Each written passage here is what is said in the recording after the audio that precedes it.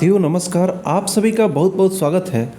दोस्तों, जैसा कि आप सभी को मैं बोला था कि मेरे इस चैनल पे राग परिचय का भाग 1, भाग 2, भाग 3 और भाग 4 यानी कि राग परिचय के चारों भाग का निचोड़ आपके समक्ष, मतलब पेज बाय पेज आप ये समझिए कि राग परिचय के चारों भाग का उस पे काम चल रहा है। मैं खुद अपने हाथों से उस पे हैंड रिटन उसमें का एक एक लाइन का, मतलब कि एक एक पेज का एक एक लाइन का वन लाइनर एमसीक्यू निकाल रहा हूँ, और जहाँ से क्वेश्चन बन सकता है वहाँ से मैं खुद मेहनत करके आपके लिए ला रहा हूँ। तो बस इसके लिए आप सभी से मैं यही चाहूँगा कि हमारे चैनल को बहुत ज़्यादा सपोर्ट करिए, शेयर सब्सक्राइब एकदम दबा करके करिए, ताकि आपके इस सपोर्ट से मुझे मोटिवेशन मिले और एग्ज़ाम तक आपके लिए मैं इतना अच्छा से मेहनत कर सकूं जिससे आपको अच्छा मार्क्स लाने में थोड़ी मदद मिल जाए, जिससे मुझे भी खुशी होगी और आपको भी सफलता मिलेगी। तो चैनल पे नए हैं तो चैनल को सब्सक्राइब जरूर कर लीजिएगा और ज़्यादा से ज़्यादा दोस्तों में भी शेयर करिएगा, ताकि मुझे आपके सपोर्ट से मोटिवेशन मिले। तो दोस्तों, राग परिचय के चारों भाग पे काम चल रहा है और धीरे धीरे जैसे जैसे आ रहा है, इतना समझिए एग्जाम के पहले सारा आपको दे दिया जाएगा, चारों भाग का निचोड़, एक एक पेज एक एक लाइन का। हाँ, इसमें राग का मैं ये नहीं दे रहा हूँ, केवल थ्योरेटिकल क्वेश्चन जहाँ से था। राग तो मतलब इतना अथाह सागर है कि आप जितना भी तैयार करेंगे उतना कम है। तो राग का कुछ मैं वैसे कोशिश करूँगा एग्जाम के पहले कुछ राग मैं बता दूँ, जहाँ से ज़्यादा बीपीएससी वगैरह में, स्टेट वगैरह में ज़्यादा क्वेश्चन देखने को मिलते हैं। ज़्यादा नहीं है, 15 राग अगर आप वैसे रेडी कर लेते हैं तो राग का भी क्वेश्चन हो जाएगा। तो मैं राग का क्वेश्चन वैसे कराऊँगा, लेकिन राग परिचय में केवल मैं थ्योरी को कवर कर रहा हूँ कि थ्योरी वाला जो पार्ट है उसको आपके समक्ष लाया जाए जहाँ से क्वेश्चन बनता है। तो चलिए हम लोग शुरू करते हैं। देखिए, वन लाइनर फॉर्म में लिखा हुआ है, लेकिन यहाँ से क्वेश्चन कैसे आता है मैं आपको समझाने का साथ साथ कोशिश करूँगा, लेकिन इसी रूप में मैं लिख रहा हूँ। उससे होगा क्या कि आपको कंसेप्ट समझ में आएगा। केवल क्वेश्चन और आंसर रटने से काम नहीं चलेगा, कंसेप्ट समझ करके हम लोग को आगे बढ़ना है। तो आइए, तबले का आविष्कार अलाउद्दीन खिलजी के समय अमीर खुसरो ने किया। तो यहाँ से क्वेश्चन ये हो सकता है कि तबले का आविष्कार किसके काल में हुआ। तो यहाँ से ये हो जाएगा कि अलाउद्दीन खिलजी के समय में अमीर खुसरो ने किया। तो यानी कि एक लाइन से हम लोग का 2 क्वेश्चन हो गया कि तबले का आविष्कार अलाउद्दीन खिलजी के समय में हुआ था और किसने किया था, तो अमीर खुसरो ने किया था। 13वीं शताब्दी में हुआ था तबले का आविष्कार, यानी कि ये वन लाइनर में लिखा हुआ है कि तबले का आविष्कार कब हुआ था, किस शताब्दी में हुआ था। अगर क्वेश्चन आ जाए तो आप लोग ये बताएंगे कि तबले का आविष्कार 13वीं शताब्दी में हुआ था, ठीक है। और यहाँ पे हम लोग का देखिए 2 लाइन से कितना क्वेश्चन निकल गया। तबले का आविष्कार किसके समय में हुआ था, किसके शासनकाल में हुआ था, तो अलाउद्दीन खिलजी के समय में हुआ था। और पूछ देगा कि किसने किया, तो अमीर खुसरो ने किया, ठीक है। और क्वेश्चन आ जाए कि तबले का आविष्कार किस शताब्दी में हुआ, उसका काल क्या है, तो 13वीं शताब्दी में हुआ, जब संगीत रत्नाकर का सारंगदेव ने आविष्कार किया था 13वीं शताब्दी में। उसी समय तबले का भी आविर्भाव हुआ था, यानी कि आविष्कार हुआ था। दिल्ली घराने, यानी कि दिल्ली घराने का जो तबला है, तबले के जो दिल्ली घराना है, दिल्ली घराने में एक गायन का घराना और एक तबले का। तो तबले का जो घराना है उसके जो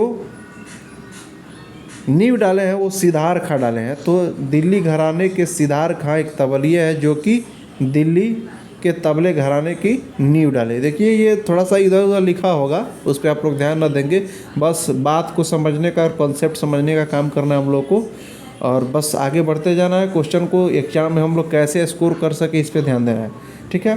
तबले का आविष्कार पखावज और दुर्दुर वाद को काट कर हुआ, यानी कि अगर आ जाए क्वेश्चन के वर्तमान में जो तबले का आविष्कार है प्राचीन के किस वाद को परिवर्तित करके बनाया गया, तो वहाँ पे हम लोग का आंसर हो जाएगा कि तबले का जो आविष्कार हुआ है पखावज और दुर्दुरवाद को परिवर्तित करके, यानी कि उसको काट करके हुआ है, ठीक है।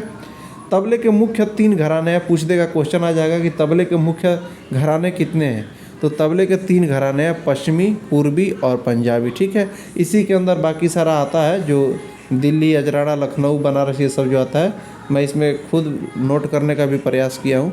तो अगला क्वेश्चन हम लोग देखेंगे पश्चिमी अंग में जो पूर्वी और पश्चिमी और पंजाबी अंग में आता है, तो पश्चिमी अंग में हम लोग का दिल्ली व अजराड़ा हो जाएगा, ठीक है। पूर्वी अंग में लखनऊ और फर्रुखाबाद और बनारस से आएगा, यानी कि पूर्वांचल में बनारस है, इस तरह से दिया, याद रखिएगा। पूर्वी अंग में लखनऊ, फर्रुखाबाद, बनारस हो जाएगा, पश्चिमी अंग में दिल्ली और अजराड़ा हो जाएगा। और पंजाब एक खुद पंजाब एक खुद अंग है, पंजाब का एक खुद घराना है, पंजाब अपने नाम से ये घराना है। तो याद रखेंगे पूर्वी अंग में लखनऊ, फर्रुखाबाद और बनारस हो गया, और पश्चिमी में दिल्ली व अजराड़ा हो गया, और पंजाब में पंजाब एक खुद अंग है तबले का। ठीक है, तो क्वेश्चन है तबले के मुख्य कितने घराने हैं, तो हम लोग आंसर करेंगे 3, और वो 3 कौन कौन सा है, पश्चिमी, पूर्वी और पंजाब।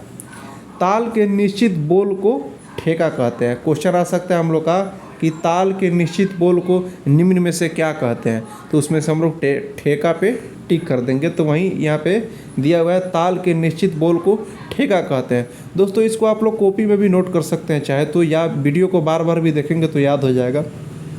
आप सभी का सपोर्ट चाहिए, चैनल पे नए हो या पुराने हो, किसी भी तरह से सपोर्ट करिएगा, मुझे बहुत अच्छा लगेगा। देखिए आपके लिए मैं खुद मेहनत कर रहा हूँ, बस यही है कि हाँ आप भी पढ़ पाएंगे, और उससे आप मतलब कि सपोर्ट करेंगे तो मेरा चैनल ग्रो होगा। तो मुझे देखिए जो भी बात है मैं क्लियर कट बोलता हूँ, ऐसा नहीं है आपके लिए मैं काम कर रहा हूँ तो उससे मुझे भी कुछ बेनिफिट चाहिए और आपको भी बेनिफिट चाहिए। तो बस आप सभी से यही रिक्वेस्ट है कि चैनल को ज़्यादा से ज़्यादा सपोर्ट करिए, ताकि मुझे भी आगे बढ़ने का मौका मिले, मुझे भी अच्छा लगे। तो चलिए हम लोग दोस्तों अगला क्वेश्चन देखते हैं। और दोस्तों वीडियो कैसा हो रहा है कमेंट आप लोग करते नहीं, कमेंट करके बताइएगा तो मुझे अच्छा लगेगा कि हाँ दोस्तों तक मेरा फीडबैक कैसा जा रहा है, तो वीडियो मेरा कैसा लगता है, क्या और करना चाहिए, कैसे करना चाहिए, आप लोग अपना विचार ज़रूर रखिएगा। ठीक है, क्योंकि हम सबको मिल करके सीखना है, आप भी सीख रहे हैं, हम भी सीख रहे हैं, सबको मिल करके सीखना और आगे बढ़ना है। ठीक है, तो तिहाई 2 प्रकार की होती है, पूछ देगा तिहाई कितने प्रकार की होती है, तबले में अक्सर ये पूछा जाता है वादन में। तो तिहाई 2 प्रकार की होती है, एक दमदार होता है और एक बेदमदार होता है। तो पूछेगा तिहाई कितने प्रकार की होता है, तो हम लोग आंसर करेंगे 2 प्रकार। वर्णों का नियमबद्ध समूह जिसका अधिक से अधिक विस्तार हो वह क्या कहलाता है, तो वह कायदा कहलाता है। पूछ देगा कि निम्नलिखित में से कायदा किसे कहते हैं, तो उसमें आंसर रहेगा वर्णों का नियमबद्ध समूह जिसका अधिक से अधिक विस्तार हो। ठीक है, ये कंसेप्ट समझना है, कुछ क्वेश्चन ऐसा रहता है कंसेप्ट समझ लिया जाता है, और उसी कंसेप्ट से क्वेश्चन एग्जामिनर पूछ सकता है जो आपको भी नहीं पता, हमको भी नहीं पता है। जब कायदा का विस्तार करते हैं उसे क्या कहते हैं, तो उसको कायदा का विस्तार करते हैं तो पलटा कहते हैं। खुले व जोरदार बोलों के उस समूह को क्या कहते हैं जो कम से कम 3 आवृत्ति का हो, तो उसको परण कहते हैं। खुले व जोरदार बोलों के उस समूह को परण कहते हैं जो कम से कम 3 आवृत्ति का हो। ठीक है दोस्तों, आप राग परिचय अगर नहीं भी पढ़े हो तो वीडियो को देखते जाइए, मैं एक एक लाइन को यहाँ पे नोट किया हूँ इस ढंग से। देखिए कुछ रहता है जिसको मतलब कि स्किप करके नोट किया जाता है, जिसका कोई मतलब नहीं है, वो एग्ज़ाम में नहीं आता है, बहुत सारे लाइन उसमें रहते हैं, लेकिन जो एग्ज़ाम पर्पज़ से जो लाइन उसमें दिया गया है उसको यहाँ पे मैं एक एक चीज़ को लिख दिया हूँ। ठीक है, तो टेंशन करने की बात नहीं है। नृत्य तथा तबला सोलो के प्रारंभ में बजने वाला खुले और जोरदार बोल समूह को उठान कहते हैं। ये ध्यान रखिए, कॉन्सेप्ट है जो पूर्वी बाज यानी कि जो बनारस साइड में लखनऊ, फर्रुखाबाद अभी बजा है में प्रसिद्ध है। ठीक है, कठिन तथा आड़ लय के कायदे पेशकार कहलाते हैं, पेशकारा। ठीक है, कठिन तथा आड़ लय के कायदे। दादरा कहरवा तालों में प्रयोग किए जाने वाले वैसा वर्ण समूह जिसमें कायदे के समान विस्तार की गुंजाइश है वह क्या है, वह लगी है। ये कंसेप्ट बेस्ड क्वेश्चन है कि लगी क्या है, तो दादरा कहरवा तालों में प्रयोग किए जाने वाले वैसा वर्ण समूह जिसमें कायदे के समान विस्तार की गुंजाइश है वह लगी है। ठीक है, हम लोग अगला क्वेश्चन देखते हैं। 1 से 3 आवर्तन तक के बोलों को 1 से 3 आवर्तन तक के बोलों के समूह को क्या कहते हैं, अगर क्वेश्चन रहे तो 1 से 3 आवर्तन तक के बोलों के समूह को टुकड़ा कहते हैं। ठीक है, अब क्वेश्चन पूछ सकता है कायदे के पलटों को चौगुन अथवा अठगुन की लय में बजाने को क्या कहते हैं, तो कायदे के पलटों को चौगुन अथवा अठगुन लय में जब हम लोग बजाएंगे तो उसे रेला कहते हैं। दोस्तों मैं कोशिश किया था कि मतलब कुछ और इसी वीडियो में ऐड कर दूं, तो मैं मतलब कि हो सकता है कि अब मतलब कि ज़्यादा से ज़्यादा एक दिन में वीडियो देना पड़े, वो जैसा भी देना हो आप टेंशन फ्री रहिएगा। एग्ज़ाम के पहले मैं चारों भाग का एक क्वेश्चन आपके समक्ष ला दूंगा, एक एक लाइन का निचोड़ आपके समक्ष ला दूंगा। बस आप वीडियो को देखते जाइए, ज़्यादा से ज़्यादा चैनल को सपोर्ट करिए, शेयर, सब्सक्राइब, लाइक और कमेंट भी किया करिए, और मैं आपके समक्ष सारा एक एक लाइन लाता रहूँगा।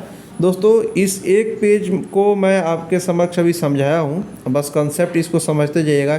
इस एक पेज में राग परिचय के बहुत सारे मतलब कि पेज का इसमें निचोड़ आ गया है। तो हम लोग को पूरे कहानी पढ़ने से मतलब नहीं है, जो एग्ज़ाम में पूछा जा सकता है उससे मतलब है। ठीक है, तो मिलते हैं जल्दी ही नेक्स्ट वीडियो में। राग परिचय का ये सीरीज आज से चल रहा है और जब तक चारों भाग कंप्लीट नहीं हो जाता है आपके एग्ज़ाम के पहले, तब तक मैं मतलब कि पीछे नहीं हटने वाला हूँ। बस आप चैनल पे रेगुलर बने रहें ताकि मुझे मोटिवेशन मिले और आप सभी का वर्क मैं पूरा कर सकूँ। तो मिलते हैं नेक्स्ट वीडियो में। वीडियो को अंत तक देखने के लिए बहुत बहुत धन्यवाद।